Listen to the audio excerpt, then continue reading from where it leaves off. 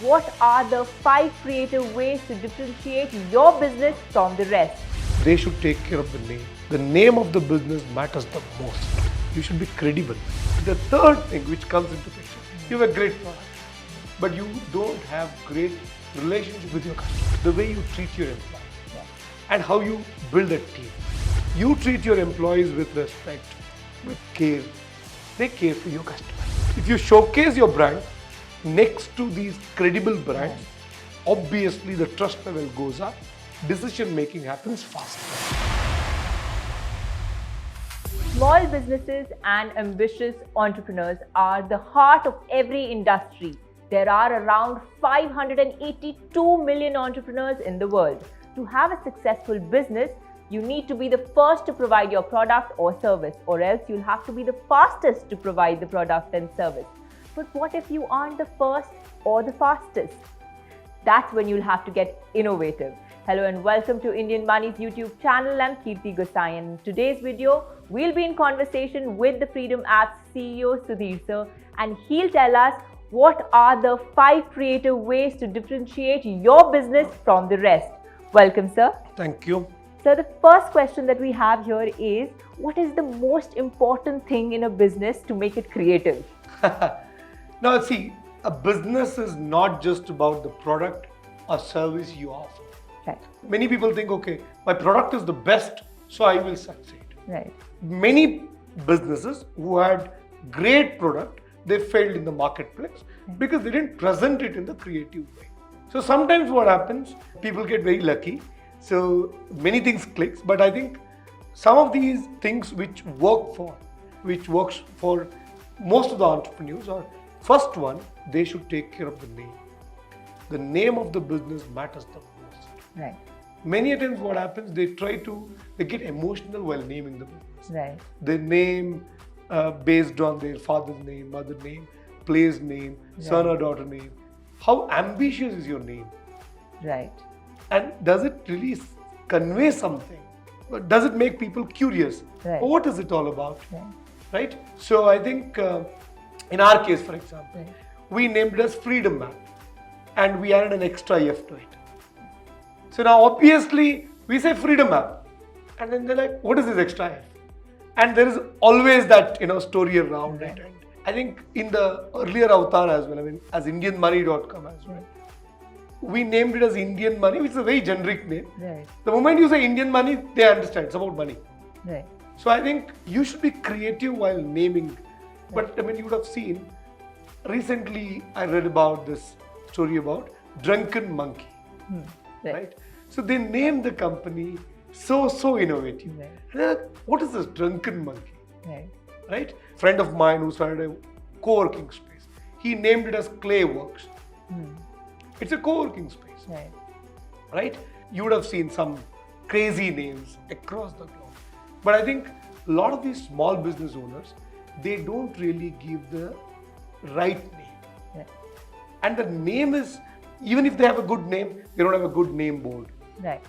If you are a hyperlocal business where you have a physical presence, make sure that you have a good name, attractive name, where you should look different, man. Right. Because you're in the marketplace, there are 10, 20 shops of your kind. Right. Why people have to walk into your shop? Right. Have a good name which conveys something which makes people curious to know you more, and then automatically sales will happen. Right. That's the first thing. The second one is, once I start my business, you rightly mentioned in the beginning, if you have to be successful as an entrepreneur, either you should be the first, fastest or innovative. But one more thing which is very important, you should be credible. Right. And credibility building is also very creative. Yes. You can't just build credibility just like that. Yeah. You need to make sure that whatever the service you offer, which is good, the product is great. And many a times in that illusion that if I have a great name, if I do a lot of advertisement, if I am the first or the fastest, I will be able to do well. Right. No. Even if you are very innovative, but if you don't take care of your product, if the product quality is bad, you fail for sure. Right. So make sure that it is taken care. The third thing which comes into picture, you have a great product, but you don't have great relationship with your customers. Right. There are some companies who have very small, low-ticket value products. Like if you remember how Flipkart journey started. Yes. They started with simple books. But the way they serviced, they gave service of the books. I mean, the way they delivered, prompt delivery, all that made them to add other categories. Amazon started like that. So the relationship really matters with your customers. Yeah. You have a great product, but if you don't give the great service, you fail. Yeah. Take care of the product as well as the way you deliver the product, Right. the packaging you do. See, when we order food on Swiggy, Zomato kind of platform, of course, it is the same delivery partner who's delivering it, or the app company is same. But then the restaurants behind the scene are different. Right. They actually build relationship with you. Right. I've seen some restaurant owners sending a personalized letter, Right. Yes. a one-page letter, with the order. Right. They remember your taste. Yes. Like, let's say now I ordered something from that restaurant last time. This time I'm not ordering that. Right. 3 orders over, I'm not ordering. Then they send me a message. You ordered this or you bought this a month back. We've improved now. Yes. Why don't you taste next time? Right. So things like this will build that trap. So it is super important to build that connect with the customers. That is very, very important. And the other one idea where I think an entrepreneur can get very creative is the way you treat your employees. Yes. And how you build a team. Sometimes what happens, you go to a business, you can go to a shop or restaurant, you know that this guy, this entrepreneur is not treating his employees well. Right. How? The way they treat you. Your employees will treat your customers the way you treat them. As simple as that. You treat your employees with respect, with care. They care for your customers. Right. When you don't, Right. they are only your messengers. Right. They don't apply their common sense. Right. So many successful entrepreneurs, they follow this point. Yeah. That is again very important. And the last, if they want to be very creative and then if they want to succeed in marketplace, one other area which I think, partnerships. Yes. Sometimes what happens, you don't have a credible brand, you're very new. Can you partner with some big names? Think of it. Like I'm running a restaurant. Now, if I say that we are the proud food partner for Infosys, Yeah. I'm supplying food to one of their smallest facility in the city. Right. Still, I will have a big board in front of my, Right. restaurant. We're the proud food partner for Infosys. Yeah. Just imagine how credible it looks. Right. So when I say that, so many big companies, startups, they became big because of the partnerships they had. So entrepreneurs have to be very creative in,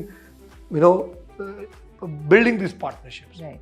I think in our case, when I started IndianMoney, the first thing I did was I reached out to Times Now.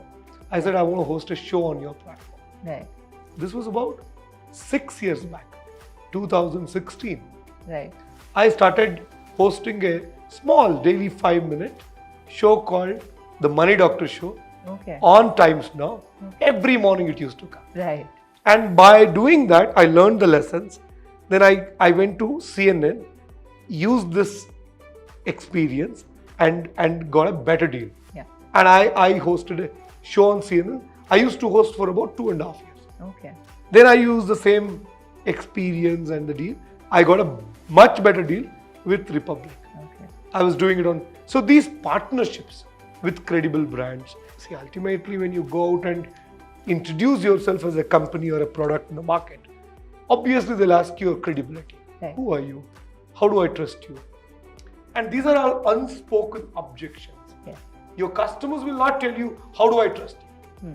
They'll be like, okay, I'll think about it. I'll come back to you. Yeah. They won't buy your product. If you showcase your brand next to these credible brands, obviously the trust level goes up. Decision making happens faster. Right. Partnerships is another very important thing. Definitely. So, sir, we have, I think, covered all the five. five. One thing I just really wanted to specify is like when people are starting their business, how can they get creative when it comes to logo and color? Because that is something that adds spark to the company. Yeah, I think it really matters. But I think, see, many people, many entrepreneurs think that this is the job of a design agency Right. and they leave it to them. Right. As an entrepreneur, I should be able to define who am I? Right. What do I stand for? Right. So that signifies the color. Right. That's what will decide what color I should have. Yes. Right? For example, we decided to go with blue because that signifies trust. Right. And the business we are into, trust plays a very important role. Right? So I think this is something where entrepreneur has to work with the design agency even if he's engaging one. And when it comes to designing the logo should convey what it is. Like we decided the F as the logo, Yeah. right? Just F doesn't say anything, but we made it a bit cross. Right. So that says now growth. If Yes. you see that it looks like a graph, right? Yes. It's like a growth graph. Right. So that's what we wanted to convey. So I think every entrepreneur has to think from the future perspective. Right. What is it going to be? Like we actually had no reason to rebrand from Indian Money to Freedom. When I started IndianMoney.com 14 years back, I never used to think beyond India. Yeah. So it was only about India. So we gave the name as IndianMoney.com. Right. But this time, we started working towards taking it global. But I can't go and operate under the same name. Yeah. So we wanted to have a name which works across the globe. Yes. So that's when we renamed as Freedom. So I think whenever you're naming, I've seen some people, they name it as Bangalore Cafe. Yeah. Is it that you don't want to go outside Bangalore? Or if you go outside to, let's say you go to Chennai and operate under the brand Bangalore Cafe, what is the acceptance there? Right. The connect probably would be lost with the customer. Right? You'll be always seen as an outsider. Right.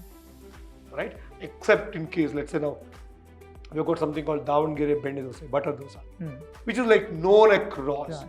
Yeah. Right? But I think unless until you think about the future of your brand, right in the beginning, then you will not be able to choose the right logo, right name, right color combination. Right. And then later you'd start thinking, you can do it. Even after 3 years of starting the business, the way we did it. After 14 years, we rebranded. Right. You can do it, but it costs a bomb. Yeah. It's a lot of efforts. Yeah. And I think connecting your previous customers to this particular name, because they start connecting to Lot of money, lot of efforts. Yes. Even then you may lose a few. Right. Thank you so much, sir. I think we'll wrap the session. So with that, it's a wrap on this video. Do like, share and comment. Also do download the Freedom app in the link given below.